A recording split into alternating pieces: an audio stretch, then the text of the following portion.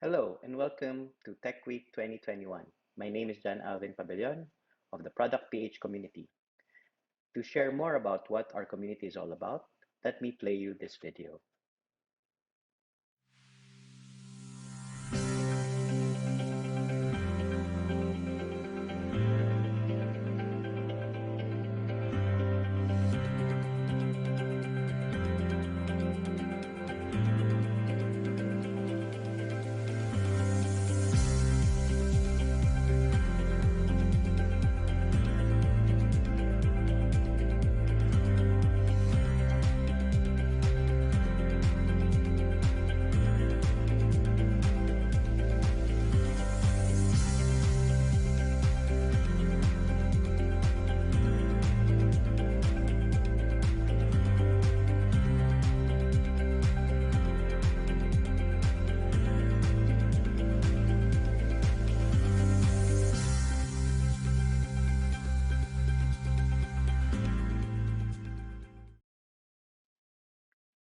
So as you can see, Product PH is a professional community for people working in product management.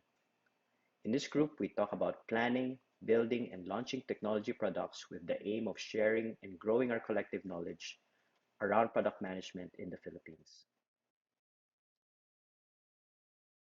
So our topic for Tech Week 2021 is about the secrets of highly effective product managers. We have basically distilled some of the lessons and insights shared by our speakers over several meetups that Product PH has organized over the last few years. But before we dive in to the topic, let me first share a short history and a brief overview of what product management is all about. To do that, let's start with this. So what you are seeing is your average grocery store aisle. So you might be wondering, what does the store aisle have anything to do with product management? Well, in a typical grocery, you will see hundreds and hundreds of products, many of them manufactured by this company. So this company's logo might be familiar to you. So P&G stands for Procter and Gamble. Procter and Gamble had a young executive in 1931 who basically wrote a seminal essay on the need for people who have the duties and responsibilities that in many ways is related to modern product management. In his memo, he outlined the need for what he called brandmen, people who would be solely responsible for the strategy and marketing and positioning of products within Procter& Gamble. At the time, Neil McElroy was a young brand manager responsible for a brand of soap called Camay, and he was having difficulty marketing his product, especially with many of the resources of the company focused on other brands. So he thought if there was an internal brand champion, then the brand, the product would have more chance of winning in the marketplace. What's also interesting about this young brand manager, whose name was Neil McElroy, was that he would go on to eventually become the president of Procter& Gamble, and more interestingly, become the Secretary of Defense of the United States. What's also interesting about Neil was he also became a professor at Stanford University, where he would influence the thinking of two young entrepreneurs who would eventually change the technology industry, Bill Hewlett and Dave Packard. Bill Hewlett and Dave Packard are, of course, legendary in the tech industry, having started HP in their garage in the heart of Silicon Valley. Bill and Dave took to heart many of the recommendations by Neil in his essay in P&G. They set up a role within HP called the product manager. The product manager was solely responsible for leading the strategy, design, sales, and marketing of the products within HP. What's also interesting about HP was they set up the company in product divisions. So it was a product-led organization. Many have credited this design of the organization for its unprecedented growth of 20% year on year for 50 years from 1943 to 1993.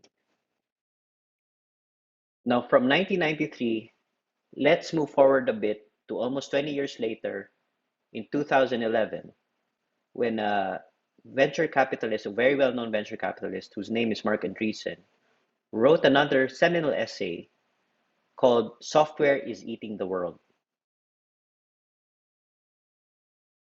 In his essay in the Wall Street Journal, Mark Andreessen talks about how companies needed to transform or risk being disrupted by companies who were changing industries with their expertise in developing software. He talked about how every company needed to become a software company or risk being disrupted in this new modern digital era. Another influential essay that also came around this time was an essay by Tom Goodwin, a senior vice president at the digital agency. He talked about how Uber, the world's largest taxi company, owns no vehicles. Facebook, the world's most popular media owner, creates no content. Alibaba, the most valuable retailer, had no inventory. And Airbnb, the world's largest accommodation provider, owned no real estate. He rightly observed that something truly interesting was happening around the world. What Tom Goodwin was, of course, referring to was the wave of digital disruption that was sweeping entire industries. In his essay, he argued how the battle will now shift to control over digital interfaces, or the method by which companies would work and interact with their customers, typically by controlling the digital touchpoints that consumers have started to become more and more comfortable with, whether it's on their mobile phone or on their laptops or computers. We are seeing this play out locally as well, especially with the advent of the pandemic. In headlines and newspaper articles, we see how more and more companies are investing in wholesale digital transformation to remain competitive or just to keep themselves alive. As more and more companies embrace the need for digital transformation, so does the need for people with the right blend of experience, knowledge, and expertise to help them navigate this wholesale change in industries become more important. People with knowledge in technology, user experience, and business, and who will sit at the intersection of these three domains. I am, of course, talking about product managers. So, what is a product manager? Before we define what a product manager is, it might be good to start with what a product manager is not. Many people have asked me, what is the difference between a product manager and a project manager, a role that we more typically find in most organizations? A project manager, as the name implies, is responsible for a project. A project, by definition, is an undertaking to accomplish a goal or an outcome within a predefined period of time. A product manager, however, is responsible for a product and is responsible for a typically longer time horizon than a project. A product manager is responsible for shepherding the introduction of the product, making sure it grows, optimizing it and making sure it grows further and matures and stabilizes until it eventually, as most everything in this world, declines or dies. Now, in a typical product lifecycle, there might be multiple projects across the time horizon of a product. So it could be that there may be project managers working with product managers to ensure the success of the product across at different stages of its life cycle. Or it could be that the product manager will play the role of a project manager, shepherding and managing different projects as the product grows and matures.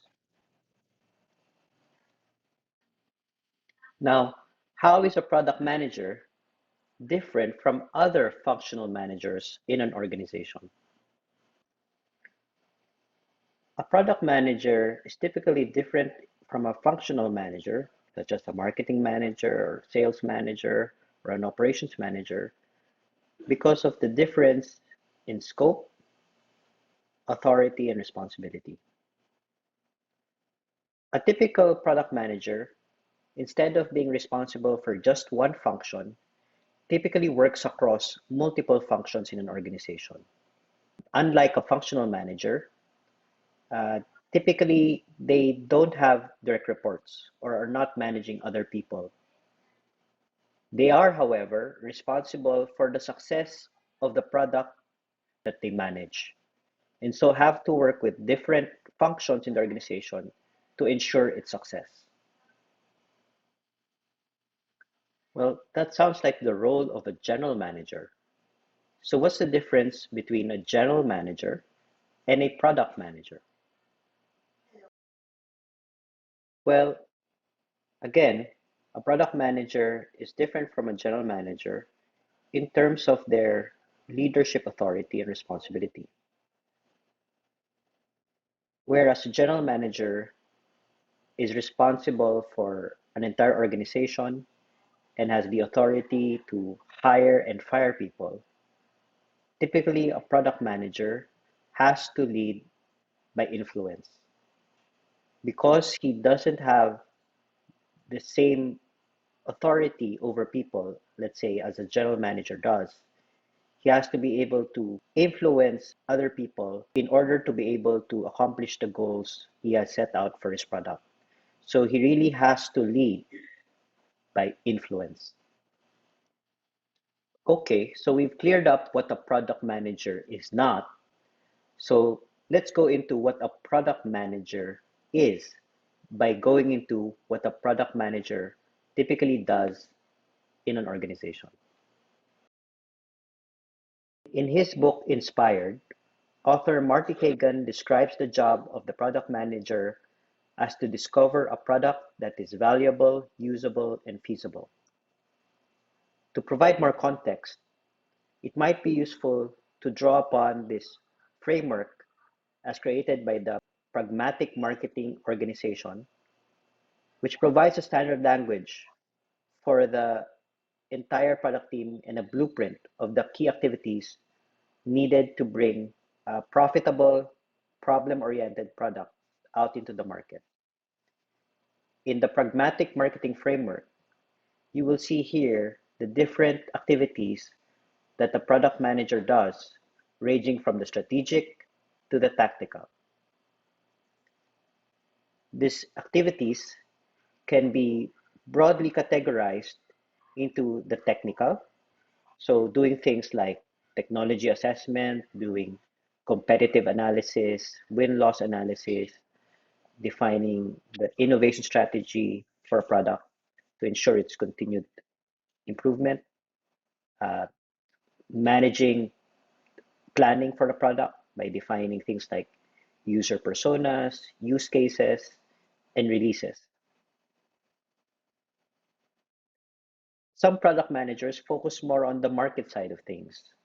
So being responsible for things like program strategy, like go-to-market strategies, ensuring sales readiness, so doing sales enablement, and channel support. So ensuring the effectiveness and efficiency of the different sales channels of an organization. As a product manager goes up in an organization, then what happens is his responsibility tends to shift to the more strategic. So doing things like uh, market research, defining market problems as a whole, market sizing, assessing product performance, measuring and managing operational metrics, uh, doing things like creating a business case for a product, looking at pricing, uh, making decisions around whether to build, buy, or partner, looking after the product portfolio, managing things like product positioning, even the sales process in concert with the sales team, market requirements in concert with the marketing team, and of course, the product roadmap. Perhaps to provide more context into what a product manager is and what he does, it might be useful to cite examples. So, who are some of the well known product managers out there? Well, let's start with this man, who I'm sure all of you know. His name is Steve Jobs, and of course, you know him as the founder of Apple.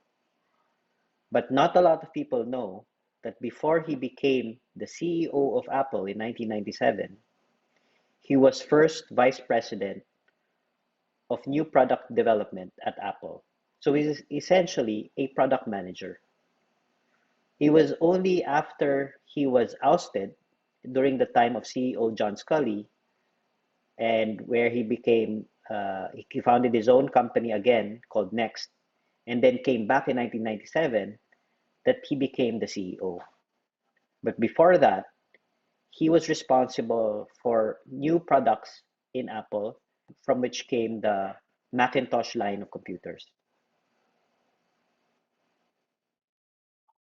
Another well-known example of an effective product manager is this woman. Her name is Marissa Mayer.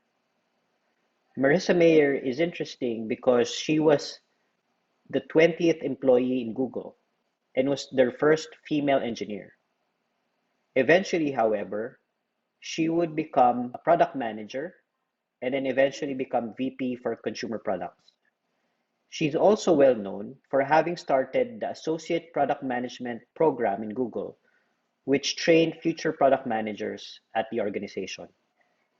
Of course, Marissa Mayer is also well known today after becoming the CEO of Yahoo, and then eventually, after it sold to Verizon, becoming the founder of a company called Lumi Labs. So you might be wondering, all of the examples that I gave all came from abroad. Are there any examples that I can give of product managers here locally in the Philippines? Are there any well-known examples of local product managers that we can learn from? Now, before, when we asked around, the answer was very hard to find. That's actually one of the reasons why the Product PH organization was started. The Product PH organization was started by these four individuals: Yana Yanagisawa, Andreas Galster, Brian Chan, and Joshua Pelago. The four of them found that there was this dearth of resources, local resources, and people to learn from in order to start or excel in a career in product management. That is why in 2017, they formed Product PH. The four had a vision for building world-class products here in the Philippines, and they wanted to provide an open space for people interested in building great products to be able to connect with each other, share ideas with each other, and build relationships with each other. What started as a small meetup group in a cafe has quickly grown into a 2,600 person organization in a span of a few years. Here are some photos of some of the meetup activities that we have done in Product PH.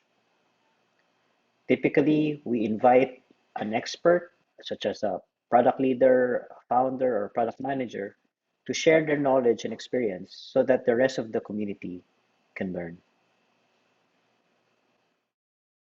Now, going to the topic of sharing secrets of highly effective product managers, I wanted to go back to some of the more memorable talks, at least for me, of product managers, product leaders, and founders who I found to be really effective product managers locally in their own right.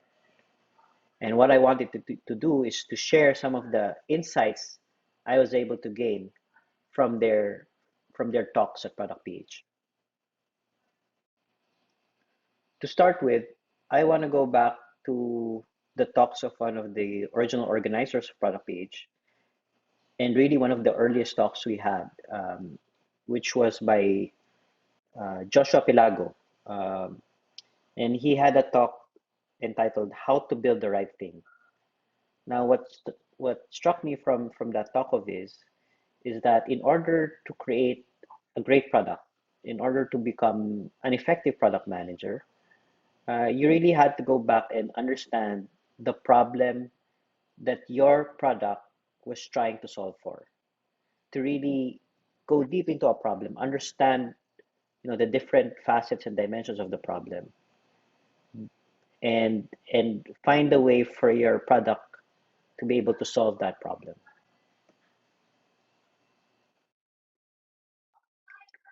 I have found that many inexperienced product managers jump into a solution without really understanding and going back first to what problem they are solving for. The really good ones, however, go into the core of the problem first, go into what job or what outcome they are trying to achieve and work their way backwards, and then designing a product that will allow the user of the product to achieve that outcome. Another talk that I also remember was a talk by David Bell, the CEO and founder of a local company by the name of Upraxis. And what's interesting about this company that they've started is they develop a lot of products, multiple products in different domains for different markets. But what's interesting about David is because he does not run out of innovative ideas of innovative products to develop. And but what he quickly realized was in order to be effective, he really needed to kind of focus and double down on certain things to ensure a successful outcome. So one of the things he mentioned is to be to be really effective. He found that he needed to be ruthless about prioritization. Yeah, so it's for him and many other people like him who are very creative thinkers. It's really to come up with new ideas, and if you had the resources to launch new products. But what's harder is creating successful products. And he found over the course of running his company that in order to be successful, he had to learn to prioritize. So he, by focusing on the high priority, high impact things first, making sure that the organization was aligned with that, then you can really come up with successful products and become an effective leader. So really, really important um, tip from a founder, but also a highly effective product leader. So really, really important insight from a company leader, a CEO, uh, a product leader, a founder, that is very valuable for anyone who wants to do product manage to do product management. So be able to prioritize. Another insightful talk that we had in Product PH was from Brian McKiernan, who actually spoke several times for us in Product PH. At the time, he was vice president of products at a fintech company. He was leading a team of product managers for a venture-backed company that was in the early stages. And one of the things he talked about was his experience getting to product market fit, which is really if you're in an early stage company, you're in a startup, is really like one of the first really important milestones uh, for an early stage company. In his talk, he talked about really understanding the market, designing a product that really fits the needs of the market in order to be able to find product market fit, or that point in a you know in the life cycle of a product, or really in a journey of a company, where they're able to validate that what they had built is actually meeting the needs of the market they were targeting. And so he was able to share things like, when they knew that they were able to find product market fit, the changes that need to happen uh, in terms of product design and product process, and in terms of from an organizational perspective, how things needed to kind of change to be able to achieve product market fit, and what needed to change after achieving product market fit. So as a product manager, especially in an early stage company like a startup, um, you will ultimately be measured by the success of your product.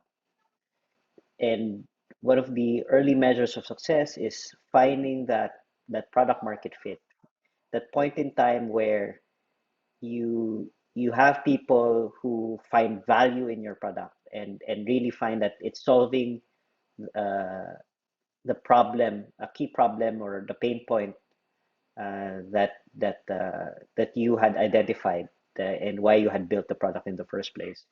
So in order to do that, Brian had shared like how they needed to really understand the needs of the market, and how he led the organization to be more market focused, and really um, you know find and measure the ways by which um, their intended target market would would uh, would find their product, get awareness of the product, and find utility, and find value from the product.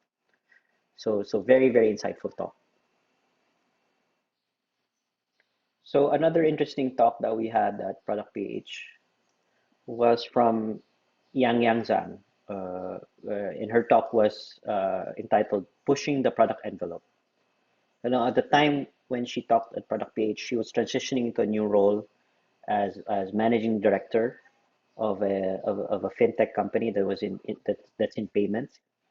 But at the time, she came from another fintech organization where she led product innovation and strategy.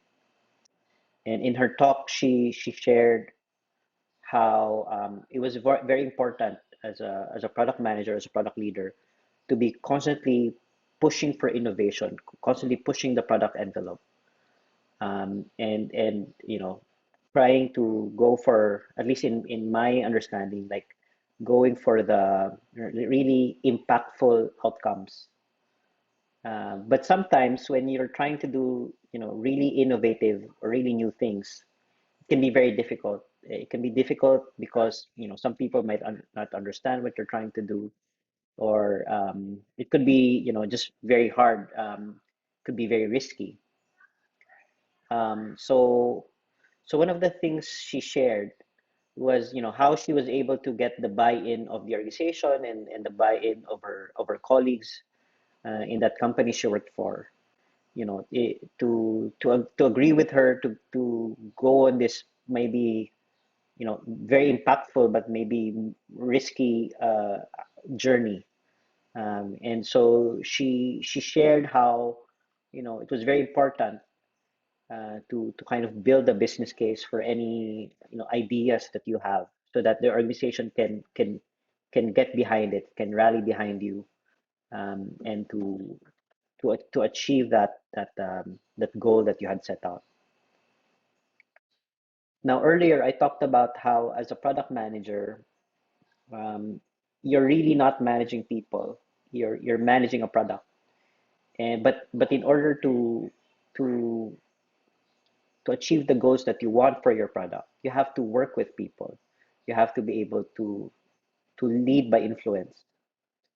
And one of the ways you can do that is by creating a solid rationale for why people should follow you, should do what you've set out, should to get buy-in for your ideas, especially for those that can be, quite risky, or quite be bold, can be quite bold. And so, Yang had shared one of the things that had served her well, which was creating like a business case for her ideas. And really, it's all about being strategic, being a strategic thinker, thinking about, the impact of what you're trying to do, getting people to understand, what the vision that you have, what you're trying to the outcome that you're trying to achieve, getting people to kind of buy into it, get their support, so that they can rally behind you. And it's really having like a strategic mindset. And that's really what I found interesting from Yang Yang's talk. The other talk that we had in Product PH, and is really something that's centered around one of the key skills that an effective product manager should have. And this is something that I shared myself, from drawing from my own experience as a product manager. And really, it was all about how to say no. Um, so one of the things so I had worked in a very large software company, and I had to work with a lot of stakeholders, multiple stakeholders, many of them in many different countries, in a variety of roles and functions. And many of them, um, you know, was because we were a software product company. Many of them, um, felt that their success was really tied into the success of the product, and so they had a lot of ideas, on what the product should do and should have for us to be able to sell more, or for us to succeed in the marketplace, to win against our competitors, to enter a new market, and so on. Now, often these points of view may conflict, or may detract you from the important goals of the organization, or can be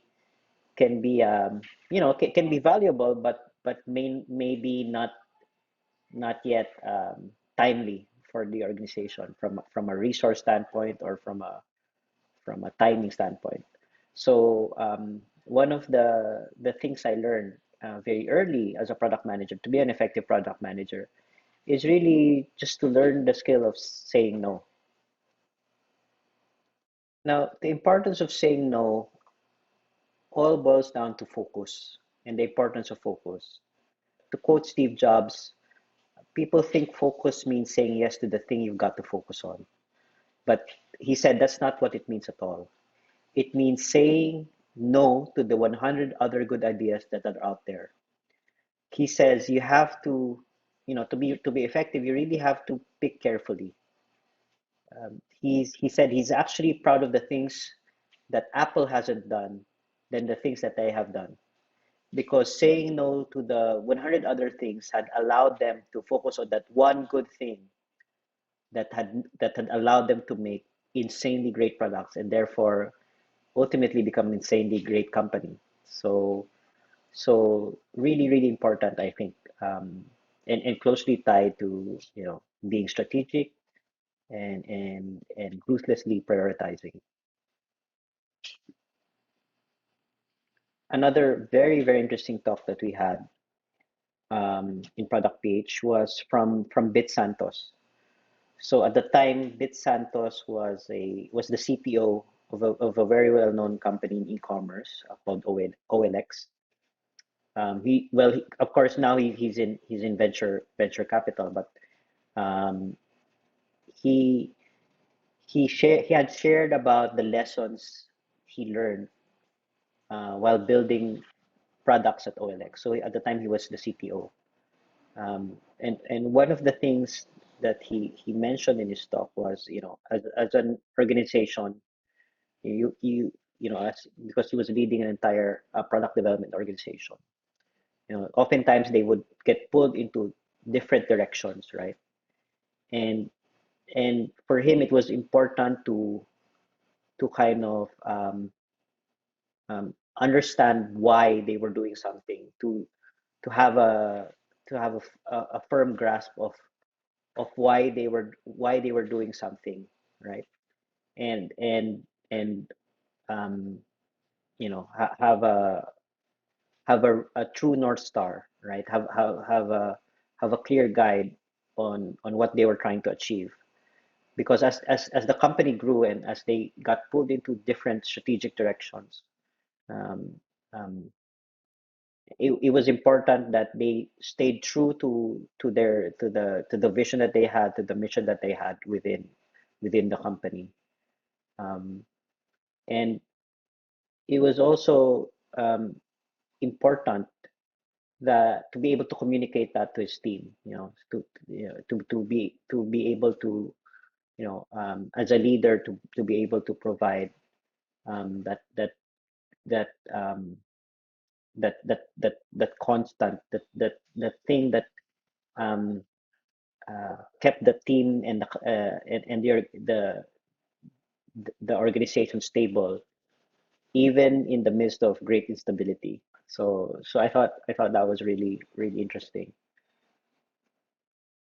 What was also interesting about Bitstock was even though there were, certain constants like the whys, um, and the house, and in the house he mentioned how culture is very important in giving guidance on how they would do things, and the importance of actively managing and shaping the culture in the organization. That didn't mean that, that things don't change. He went on to share a little bit about, the company's journey from an independent company to something that was owned by a global multinational, and how they had to also adapt and change over time as well, and how their processes and how they did things also had to change as the organization as a whole had to change. But the main takeaway that I got from that talk was how, as a product leader, um, you have to be able to provide that leadership for your team in order to become effective. So to actively, you know, share share the vision, share the mission, share the whys. Why are we doing this? What's the importance of the thing that they're doing? And also actively manage and shape the culture, and also prepare the organization for change, because change does happen all the time. So really, what I was really impressed by the leadership that Bit had to do to become effective in his role at OLX. And finally, um, we also had this very interesting talk from Angela Ubayos-Tubian, um, who is fairly well known in the user experience community. She came from a design leadership role from a media company in ABS-CBN. She's now head of product design at a major bank. But one of the things she talked about in one of the product page sessions was the importance of being user-centered, right? That behind the analytics and the data that you measure and you tend to focus on as a product manager, that there are real people using your product, and to be thoughtful of how your product affects them. And so that was, I think, a really powerful statement. And she talked about, having empathy, really having empathy for your users and understanding, you know, the pains, the pains that they have, the problems that you're trying to solve for them, and really being aware of how your product can affect them. And being conscious of maybe unintended consequences of how you design your product. Um, so it's really having a user focused or user centered approach to building product. So from Angela's talk, I really learned about how to become effective as a product manager. Um, you you really have to keep the needs of your users at the center. Um, it should really start with, understanding who they are, going out and talking to them, really have really having empathy for you know for their needs, for their wants, for their desires, for their problems, for their pain. Um, that that that as an effective product manager, you should really be looking at it from, making decisions from the perspective of your users, so that you can really create effective uh, and valuable products. So to recap, I shared a little bit about what a product manager is and what the product manager does. And more importantly, I shared a little bit of, some insights into what I think what an effective product manager is. So to summarize, these are the things that are the secrets, if you will, of effective product managers. So effective product managers are first and foremost problem solvers. So from the talk of Joshua Pelago, he talked about how, effective product managers understand very deeply the problem that they're trying to solve so that they can create products that solve those problems. From the talk of David Bell, effective product managers need to be effective decision makers. They have to be able to prioritize and be decisive.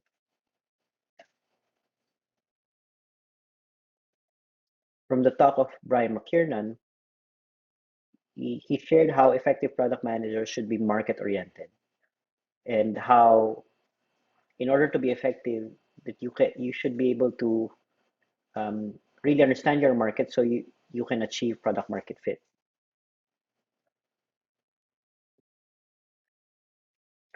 From the talk of Yang Zhang, um, what I got from her talk was really how to be strategic, how to how to achieve impactful outcomes, and how to be able to get your organization to achieve those outcomes.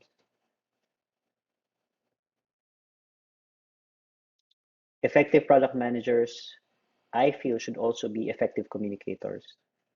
And part of that is being able to manage very well the expectations of stakeholders, and if needed, being able to say no so that you can achieve the goals and objectives you have for your product. Effective product managers are also leaders.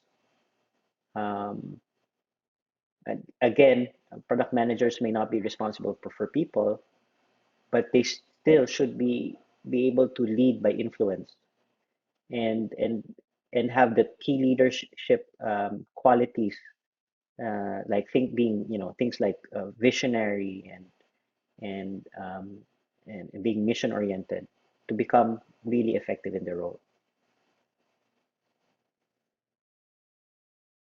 And finally, effective product managers are user centered in their thinking.